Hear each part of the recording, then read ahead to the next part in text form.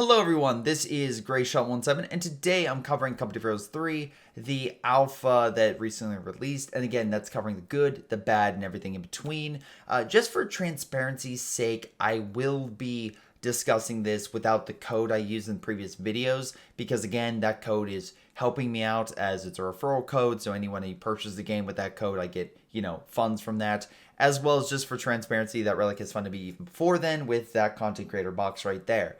But I want to try to give my honest opinion of what I've experienced with the alpha and take some as well feedback from the community. So I have some posts right here that I'll get to from some people in my Discord, as well as address maybe some topics that other content creators have covered, which, by the way, yes, even though I've been very busy with helping like a friend move and such, I have seen AE and Tightrope's video. So I'm not going to try to repeat a lot of what they said, hopefully not. I'm just going to try to go for my own opinion on a lot of different topics, which I'll use the timeline down below to hopefully alleviate a lot of people just trying to maybe cover one or two areas they're most interested in. So first off, let's get to, well, the campaign itself. Let's get to the Afrika Korps, which was revealed as the fourth faction. Now, they're separate from the German faction already, because that German faction that they've covered is defensive in Italy. This one is more offensive in Africa, and actually has a whole campaign that's going to be a series of missions from the start of 1942 to the Battle of El Alamein, which again is the Afrika Korps' focus, with most likely, from at least the gameplay I've played in the alpha, you have Panzer III, which is the base version, the flame version, as well as some returning units that if you played Company of Heroes 1 and 2, you've played them before, being the support gun. It seemed like there was a PaK 38 that was disabled, the MG. You also, of course, had Panzer Grenadiers. However, there were some additional units, such as Italian units that you could bring in, as well as both heavy infantry and as well an L6/40, which is the Italian light tank. And again, I like the idea of bringing in the Italian support as well as German units that aren't really covered. A lot of times, again, the people are like, oh, let's talk about the Panther and the Tiger and all these other, more advanced, less used German armor pieces, rather than the armor that they used in mass, which was like Panzer IIs and Panzer IIIs. So again, I know the Panzer II was focused as the OKW, but it is nice to see an actual like Panzer III tank in full action, as well as, again, that kind of highlights the more mobility and more, I guess, offensive focused faction that the Afrika Korps is set up to be. But also it brings up opportunities to bring in other factions, but different units. So in that campaign, which is, again, a single set of missions, not the open-endedness that is the pre-alpha, which they showed, which was the British and American forces landing in Italy. This one is going to be highlighting allied units of a different variety. You had Crusaders, you had Matildas. They're not the Churchills and Shermans that were showcased earlier, which is great. It's amazing to see those pieces of armor. Hell, if we get a Lee or something, I don't know. But if we get additional armored units that aren't as shown, that again are more popular, I'm happy with that. I think that's a great opportunity to really highlight some units that just don't get the light of day or as much of it, which is why when I played Enlisted, I was happy for a time until I realized how multi heavy that game was, that you could actually showcase a lot of the armored units that were used in the war, just not many games showcase. They're like, oh yes, showcase the Sherman, not anything else, or just show a Cromwell, not anything else. Now again, there is, of course, the more standard array of German equipment, which people are going to say is just, very similar to CoH1 and CoH2, so we're doing it again as playing as the Germans, and there are two German factions. And they're also disappointed that the Italians aren't more featured heavily in the campaign. And I will be honest, initially when CoH3 was being thought of, and again, there was a survey done years ago, you can go back to it, my initial thoughts was do the Japanese, because at least the Japanese, you would have offensive and defensive, and it's a whole new faction.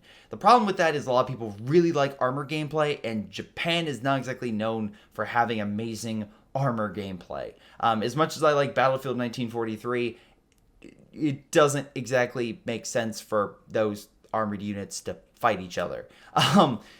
So now we have the Italians, which, again, a lot of people were like, cool, we could see the Italians.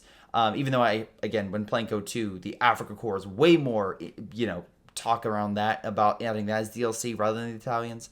I get why they didn't include the Italians. If anything, if you go through the history of the Italians, the Navy and the Air Force have way more interesting aspects to it than the Army. The Army was defensive in Ethiopia for the most part. They initially pushed and then slowly pushed back. They did a small push into Egypt, ran out of supply, and then immediately got compassed. And then Afrika Korps came on in, helped them to Tobruk, where they had a massive siege, got pushed back in the very cluster of a battle, which I highly recommend you look up. And then you have what this is set in, which is the Afrika Korps' second attempt to push across and retake Libya and then into Egypt, which, again, if you're talking about the most battles, most interesting strategies and used, that's probably going to be the main focus. And the Italians, again, were support. They were not exactly leading the charge. They did great defensively, especially when the Afrika Korps got beaten. They held the British back with everything they had. But again, it's one of those aspects that the Italians were exactly on the offensive in Albania into Greece for very long. And if we are eventually going to see the Italians, I would rather have them focused elsewhere, or even have them be the enemy and you play as the Greeks, or like with a kind of British support function to it, and like a mini campaign or DLC or something in the future, or maybe Ethiopia or something like that. Because yeah, they weren't exactly the heavy hitters. They tried to be, but their industry just and incompetent leadership just didn't allow for that.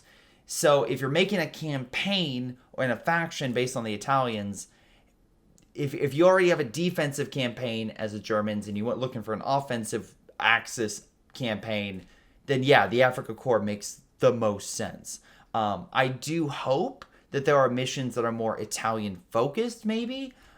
Just like I hope that if you're going to do a campaign, maybe you showcase maybe Free French forces or other forces that were crucial in holding back a lot of the Afrika Korps' advances in Egypt and Libya. Again, even though a lot of people just chalk it up to the British, there were other factions that really gave the Afrika Korps and the Italians a run for their money.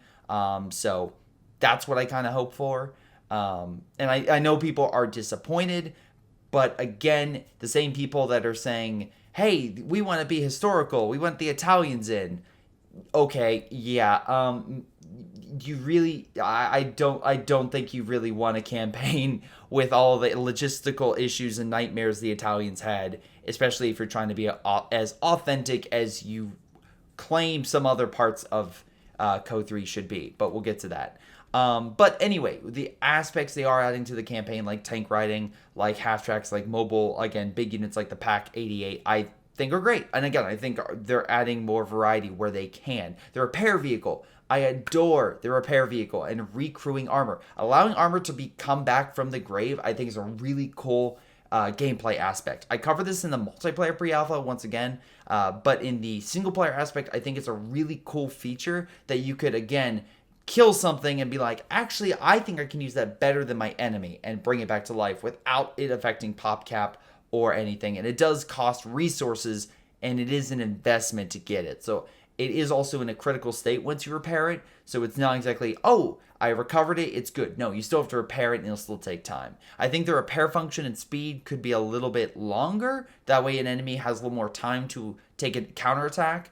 But I do think that the new stuff that they're adding is plentiful enough to make the campaign interesting. And it's not like they're just bringing in Panzer Grenadiers. The Panzer Grenadiers in this game are fundamentally different because, for example, they have AT grenades, which they didn't in the other version. So they are changing up units that have different utility sets than in previous games, which is good. They need to do that. So overall, with the doc campaign and faction itself, I'm interested and I'm excited for it. I do think maybe continuing to add in more new stuff rather than relying on older stuff. I know you're going to have your MG, you're going to have your pack, but like different varieties of units, or at the very least having older units but reutilizing them in different assets and ways, I think is a better use, and I think a better use of that faction. All right, so if you want some of my takeaways for the biggest things I would change, here's a couple that other people haven't really maybe discussed a lot, but I think that personally for me, it's the biggest thing. The biggest thing I would change is the mines. By God, do not release the mine system how it is. No one else is talking about it. Everyone's like, shh, quiet. Now it's like, no. The mine system is terrible. It is CoH1. And I know people are like, well, CoH1's mine system wasn't that bad. Okay, you shoot, essentially what it is when you build mines, they want to build like sandbags all in a row. If you shoot that mine and detonate it, the rest go. So essentially you just waste all the resources because they're so closely knit together. Mines should not be neck and neck so they explode like just in a domino line. They should not be that case. So again, having the mines spread out where shift clicking them, you can put them where you want to, is preferably for me how you want it. So do CoH2, not CoH1. CoH1, that was an archaic system. Please do not have that because just even one extra click is just annoying to place a lot of mines in a short period of time. So yeah, fix that, please. Other things I would change would be, again, improve the half track in the animations. I think other people have clarified that, but yeah, it's weird to maneuver that a bit. But yeah, no, I felt that was weird. And the other big thing is airstrikes. Please change the airstrikes because that was, for me, a very slow, monotonous airstrike because it would cut, you would activate it, and it would wait and wait and wait. Sometimes it got great hits, but it would just fly in. The animation itself would fly very slowly. The bullets would like do this kind of like, I don't even know what you would call it. It just seemed off. Please fix the airstrikes, make them more similar to CoH2, where they come in, actually does a consistent strafe, and flies out. I'm assuming they'll fix that before release, but again, if you want my biggest things that need changed, that is it. If they fix that, then I am in a very happy position. But yeah, beyond that, yeah, those are the two like big red flags I personally have with the alpha. Which, by the way, the mission itself I thought was good. Again, it's your standard attack, push to an area, and kill the retreating units. I do hope that there is a cinematic or maybe a pre-mission that shows why the British are retreating and why they get hammered so hard. Because it seems like you're saving the Italians during the attack and then you're pushing, but the British already have the mindset of retreating. So again, I think if that is the first mission, an early cinematic or something highlighting that is kind of needed. But anyway, let's get to the other aspect of the mission in the alpha, which is the settings. So this is an area where I'm not going to add too much. The only thing I'll add is for the UI, I do think the answer to a lot of issues that people are having is customization. Customizing the UI to be as good as you want it to be, whether it's already you can move unit icons from like the bottom to the top. You can already change, you can flip the whole UI from the mini map on one side to the other with everything else like the command points. Doing that, I think, really helps give players more choice in what they want to do. For example, why is the attack, defend, and attention icons in the campaign? It's not like you're going to be telling the AI to be like attack here or defend here. That isn't really the case for the AI's forces here, so I don't understand why that's there. So if in a campaign setup, if I wanted to disable that little piece of the HUD, I think that would be a really smart idea, so that way you don't have this, unnecessary attribute next to the minimap. That said, I also have people who, again, I think AE said he wanted the minimap bigger. I have people in my community who messaged me, which we'll get to, that wanted the minimap smaller. So again, it's one of those aspects where I think having customization to expand it to certain sites, like a small, medium, large or something, would really help the community. And I think the more they add to that, the more it's going to give everyone that choice that they need. Performance-wise, I'm not worried about this. Again, it's a alpha version of the game, not even a beta version of the game. I remember playing like Halo Reach when it was like, I think it was 6 months before the game released, and I had technical issues with that on my Xbox, so I was like worried. And again, they fixed it. This isn't a situation, at least hopefully, that is like Battlefield 2042, where they have a beta that's like 3 weeks before release that has major substantial issues. Yeah, no, that was not at all ready for release. And I remember people in the community being like, God, hey guys, look what DICE is doing. You guys should follow suit with that and do exactly what that was fun watching for a distance, people saying that and being like, yeah, that was all smokescreen and mirrors, so let's not do what DICE did. But the same general mindset applies where, at the very least, CoH3 has been more in the forefront of showing, hey, this is where the game is at. These are the problems that we're having. This is where everything is. We're addressing the problems, but what can we change? What do you guys think?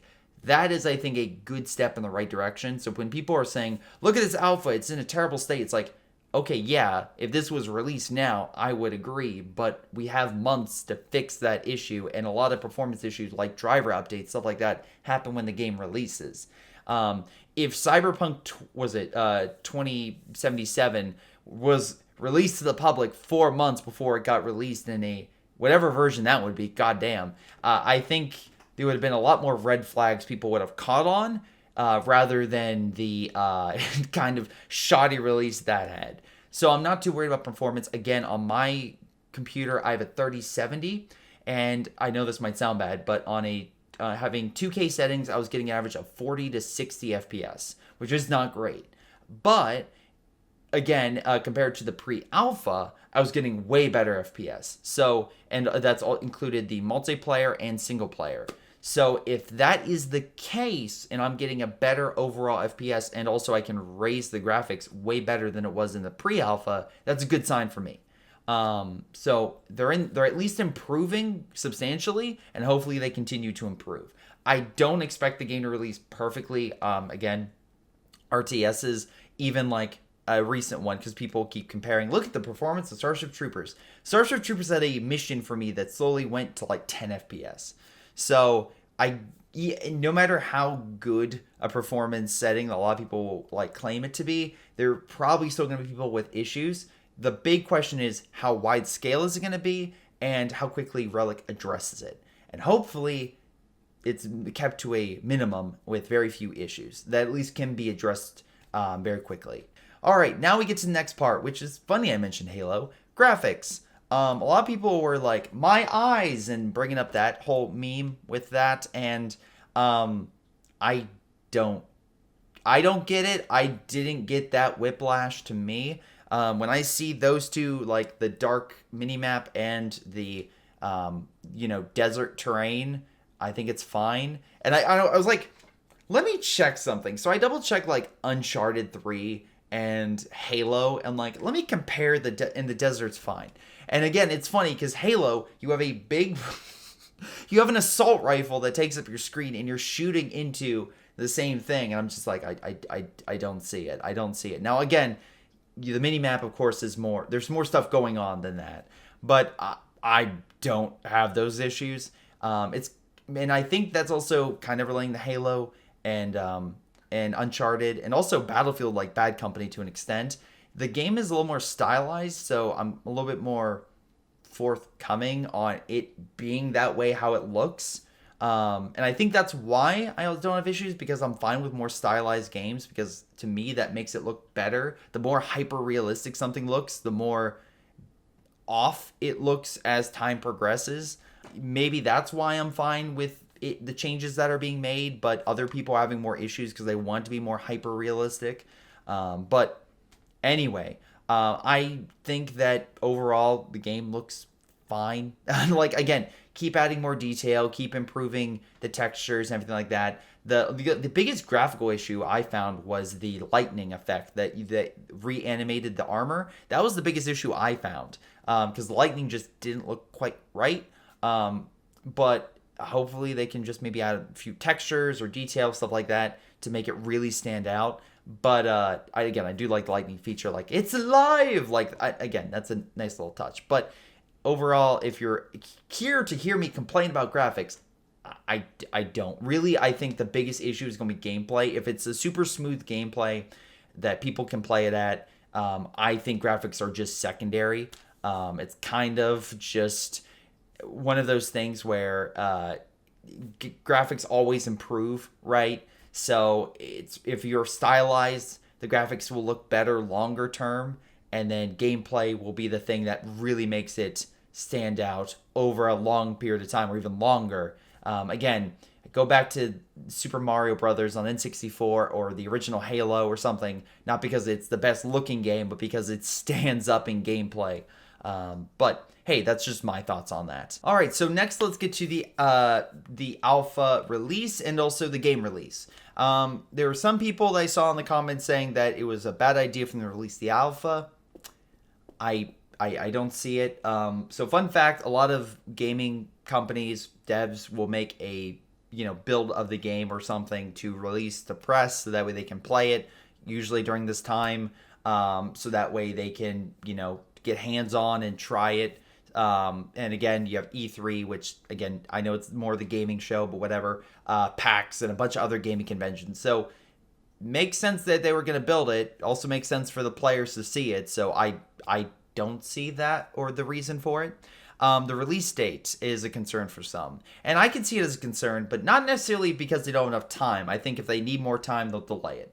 Generally speaking, I have good faith that they will delay it, or they'll hopefully make sure that they don't have to resort to crunch. That is my hope. But I will actually say the bigger concern for me is the fact this game releases a week after God of War. That was the biggest red flag for me. And again, no one else has mentioned that. But yeah, God of War is coming out a week after this game releases. Sorry, a week before this game releases. So yeah, I felt that was like the biggest, like, I know this is an alpha version and they have plenty of months to fix it. And again, a lot of the last minute touches will happen like right before release. But yeah, that's my biggest concern right now. Is the fact like a lot of the attention for this game will be overshadowed by God of War or other big releases. Not saying CoH3 is not big, but God of War is a game of a year contender, and this is the sequel. So yeah, pre-order. It's up for pre-order. Specifically, okay, with that is the price. And $60 I think is fine. Warhammer goes for that price along with a bunch of other like AAA strategy game releases. Some people were saying it should be cheaper like Starship Troopers or Dune. Dune doesn't have a campaign. It's more like a proto multiplayer setup that you play with AI, then eventually patched in multiplayer, which again, solid. I really enjoyed that. Starship Troopers is a $30 experience and it is 20 some missions, which again, very good. There's some missions I dislike more than others, and overall I really enjoy the gameplay of that, but there's no multiplayer, there's no addition, there's like 2 scenario settings. It's a very streamlined game for a very specific single player niche. It doesn't have a long-term multiplayer component along with, again, all these other things. So if the campaign in CoH3 is how it says it's going to be and taking more aspects from Total War, so that you have that plus the doc campaign plus multiplayer, and then of course they're said again they want to make sure there's mod support and everything else. I think that is easy enough for $60. Some people were complaining about the $80 pre-order version. Again, this is someone you can get a referral from, so you can buy in it. Again, benefits me. So again, this is probably the weakest aspect that you could say like Greyshot is on thin ice here, which I totally understand. But I don't mind if the game is good and the expansion is going to be, I'm assuming, equivalent to something like Ardennes Assault or the Western Armies, which included factions and again the actual, like, you had the Ardennes Assault, which included a single player component, and that's what the equivalent is going to be something like that, then I don't really mind. Again, it's really just more details to show what you're getting for your bucks. So personally, I would rather know what I'm getting. Again, if you have trust in Relic, and I know some people are like, but they did Dawn of War 3, and it's like, okay, but Age of Empires 4 has been generally well received, and again, I have seen multiple content creators consistently play it, and on the Steam charts, it's still doing quite well, so there is a audience there. It's just one of those things, but it's up to you to really make that decision. But again, that's my opinion on it. And again, that is the weakest one I have out of this entire video, because again, I've been supported by Relic, so there you go. But again, I want to make that transparent before going into that. And then there's also some topics about the trailer. Bringing fire and destruction. Violence I couldn't understand.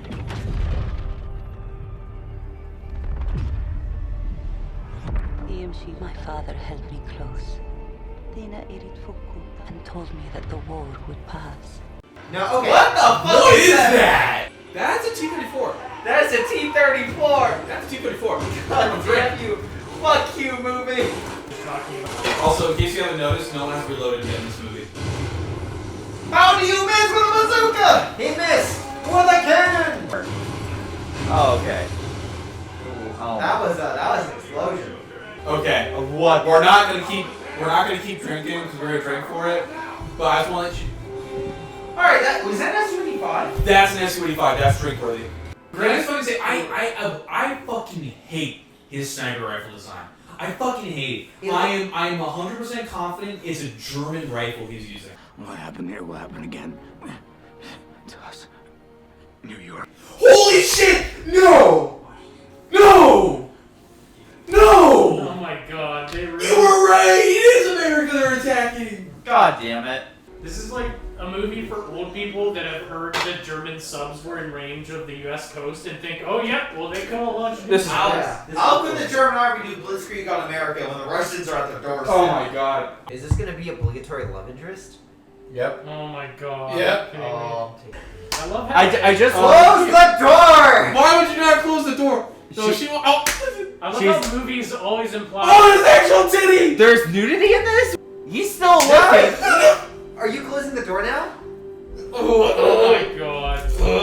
So let me get that. Okay, so right now, all that we know about this woman is that she's like, oh yes, not all Germans are evil. By the way, you know. Titty! I What love is how it? movies are always implying that we're the weird ones for closing doors when we take showers.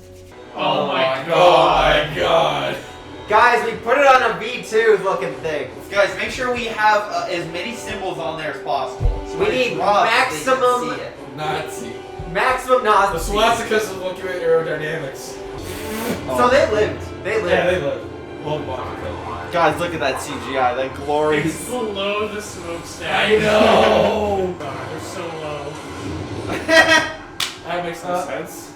I really don't have much to say. And then if people again keep promoting or keep pushing historical accuracy. Okay, sure. And to be fair, that could be hinting at civilians being more impacted in the campaign, like CoH3, where you had the Polish citizens trying to help themselves by the German occupation, and then in turn you slaughter all of them. Yeah, that was a choice. But to be fair, not off. So, yeah, if it has the Germans' army's reaction to direct how the civilians are, because you do see civilians in the alpha, that could be interesting. I would be very interested in a campaign where you honestly see even the quote-unquote clean war that was in North Africa, the brutality of the Axis and what they actually did to people, even in the area. Yeah. I think that would definitely be a good representation of, again, the terrible things that army did in North Africa. So if that's hinting at it, great. I would be very interested in seeing it, at the very least in a story level in the campaign. But anyway, that's all like the extra stuff in the alpha. I'm going to separate, because I asked a lot of my community members to submit feedback. This is getting a little bit long, so I'm going to separate that into another video. But hey, let me know what you guys think down below. I may include that into the video I'm using about the community feedback. But yay, this has been Greyshot17 giving my feedback. Let me know what you think, and hopefully I'll see you guys next time. Hello everyone, before you all go, let's give a special shout out to Patreon supporters Aphyria, Joey G240, Little Chauge, Milam, tonybee, Pyroshark, XSomeToolx, and Epic Pleb. Thank you all for your incredible support and helping me grow my channel and allowing me to keep doing what I do. So thank you. This has been Greyshot, his amazing patrons, and I'll see you all next time.